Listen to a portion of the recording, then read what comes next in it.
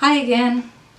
I have one goal during my campaign, and it is to make sure you are informed about the facts of property tax legislation in the past few years and how it has hurt you. It is not okay for your state legislators to fix outcome for a particular ballot measure.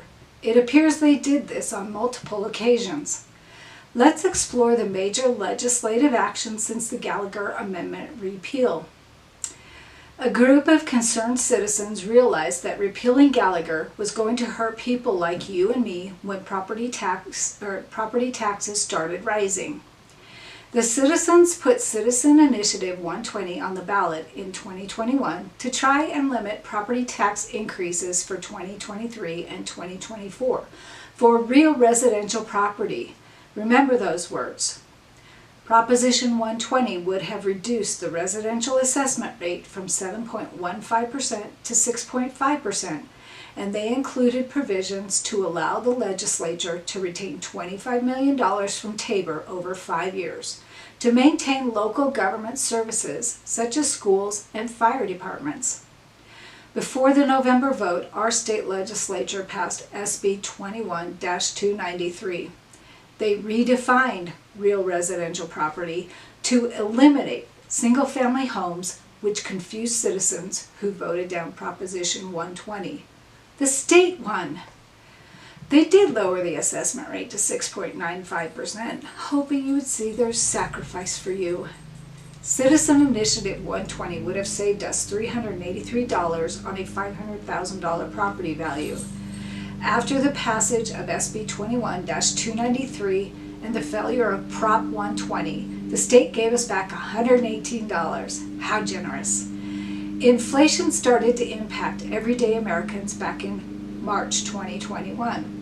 As you can see from this graph, inflation took off during this time period and peaked in June 2022. Isn't that about the time the assessors assessed the value of our property?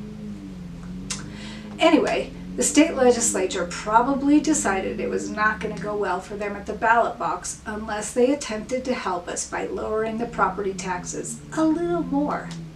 They passed Senate Bill 22-238, reducing property values by $15,000 before applying a residential assessment rate of 6.765%. This bill also reimbursed local municipalities so that they would not be hurt. Panic struck in 2023 when they realized the implications of their bad tax policies and inflation. A number of citizen initiatives and legislative bills tried to fix the imminent huge property tax increases.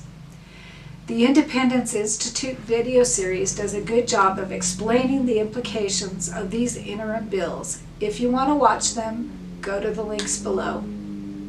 They're very informative. What finally happened is that in the last few weeks of the 2023 legislative session, they passed the very bad bill, SB 23-303, aka Proposition HH. There are only two bad options with this bill: a no vote to increase your property taxes by the largest amount in the history of Colorado, and 2, a yes vote will increase your property taxes by the largest amount minus a small refund paid out of our Tabor, but would then force us to give up Tabor refunds forever. There is a recent citizen initiative that is currently gathering signatures to petition onto the ballot. We will watch this initiative.